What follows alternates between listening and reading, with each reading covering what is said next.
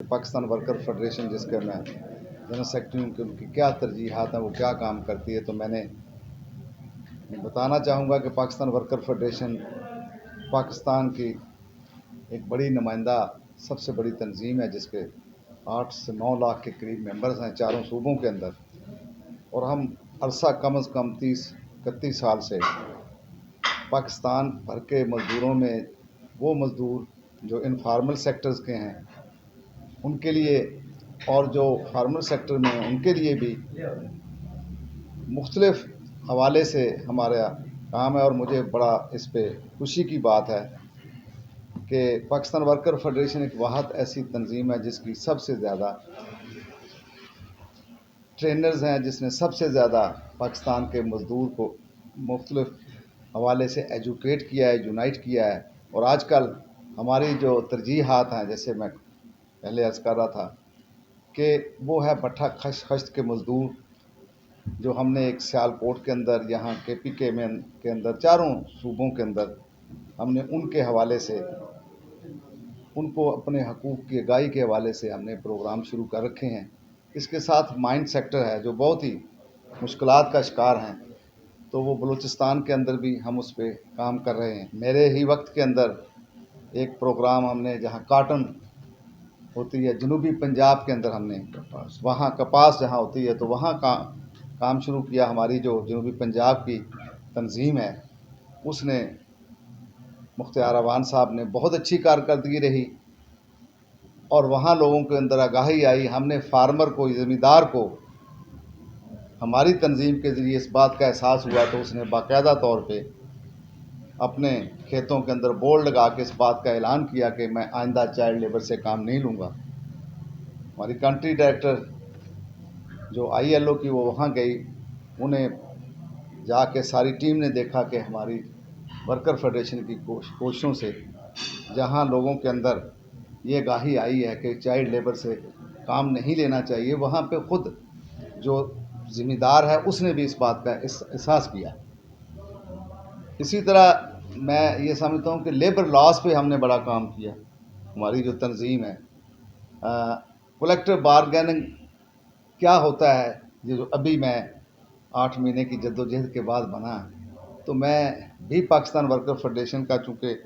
30 साल से इनके साथ काम कर रहा हूँ फ़ाल से, तो मैंने भी अपने CDA के मज़दूरों को बताया कि ये जिस CBA की आप बात करते हैं ये है क्या।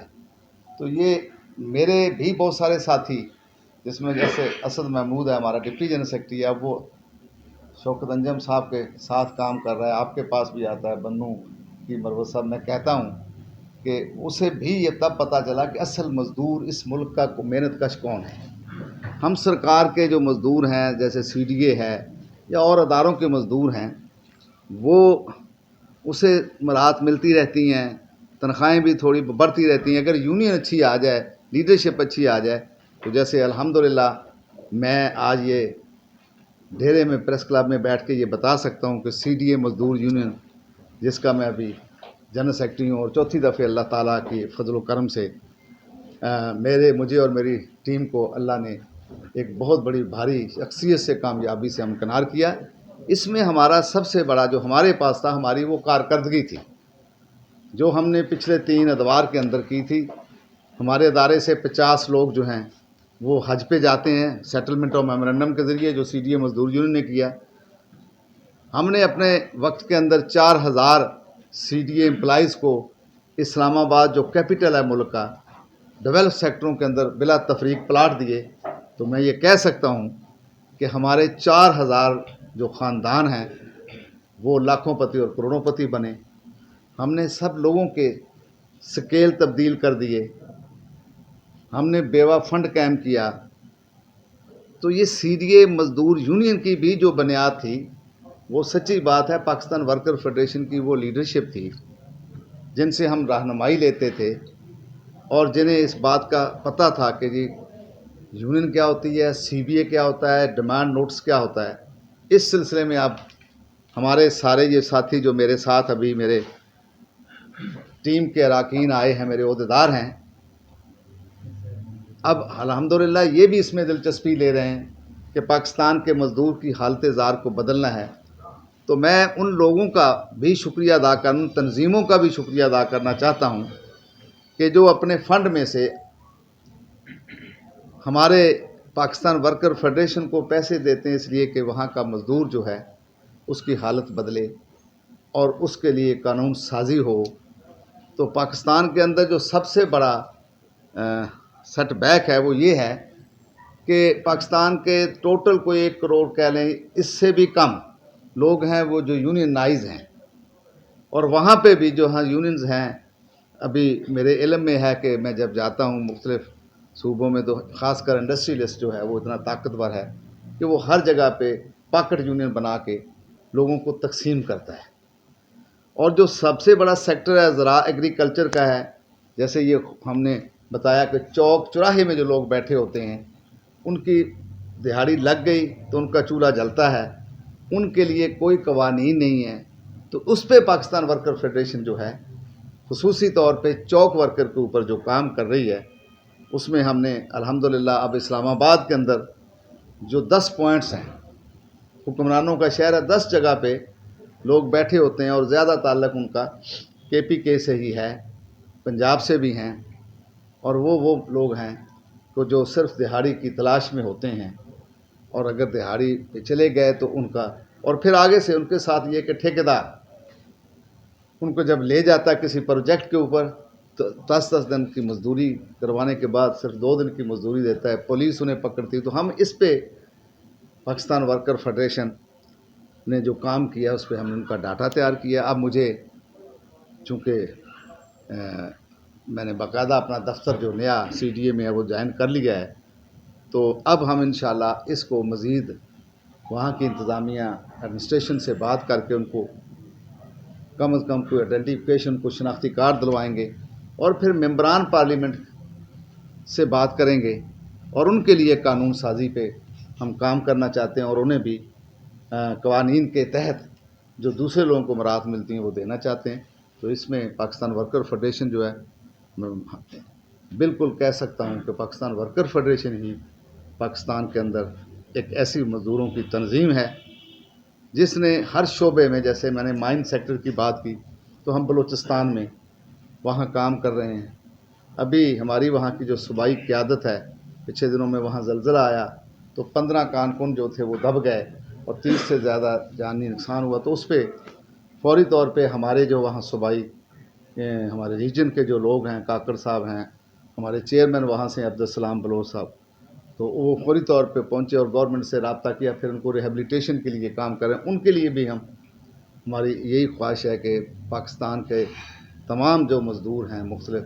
ان کے لیے قانون سازی کی جائے اور انہیں یونین سازی کا حق دیا جائے، اور ان کے بچوں کے مستقبل کے لیے علاج معالجہ ہو، ان کے ویجز کا مسئلہ ہو، ان کی تعلیم کا مسئلہ ہو، تو جو ریاست کی ذمہ داری ہے وہ پوری کرے، اور اس کے لیے پاکستان ورکر فیڈریشن مختلف شعبوں میں کام، جیسے میں نے خواتین کی، آپ کو گھریلو خواتین کی بات کی، اسی طرح ایگریکلچر ورکر جو سب سے بڑا پاکستان کا شعبہ ہے، اس کے حوالے سے کروڑوں کی تعداد میں پوری فیملیز،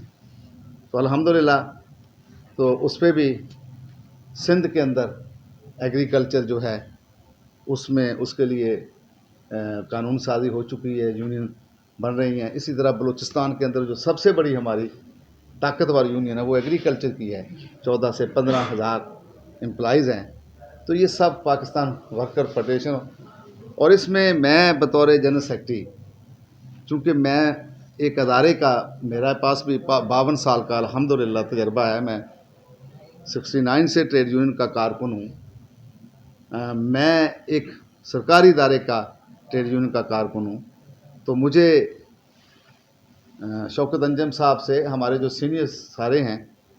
ان کے ساتھ کام کرنے کا اتفاق ہوا۔ یقیناً میں ان کی رہنمائی میں، ان سے پوچھ کر، ان کے سیکھ کر آگے بڑھ رہا ہوں،